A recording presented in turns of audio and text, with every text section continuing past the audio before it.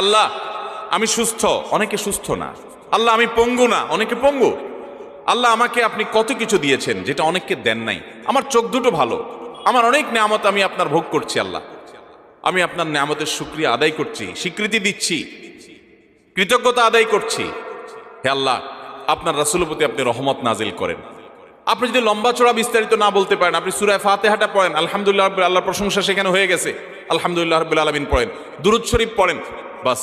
এরপরে আপনি এবার বলেন আল্লাহ আপনি আমাকে মাফ করে দেন। আল্লাহ আমার বাবা চলে গেছেন, তাকে মাফ করে দেন। আল্লাহ আমার মা দুনিয়া থেকে চলে গেছেন, তাকে মাফ করে দেন। ভাইরা আমার, আসল কথা হলো আমরা সেই ব্যথাটাই অনুভব করি না। আপনার মৃত আত্মীয় স্বজনের জন্য যদি আপনার সেই ফিলিংস কাজ করতো তো চোখের পানি ফেল ফেল ফেল করে আসতো। আপনি যদি আল্লাহর কাছে কোনো কিছু মায়ের পেঁচ দিয়া অর্থাৎ সুন্দর করে সাজায়া গোছায়া বলতে নাও পারেন, আপনি নিশ্চিত থাকেন শুধু চোখের পানিটা যদি আপনি ফেলেন, চোখের পানিও আসে না, শুধু কান্নার ভান করে আপনি যদি আল্লাহর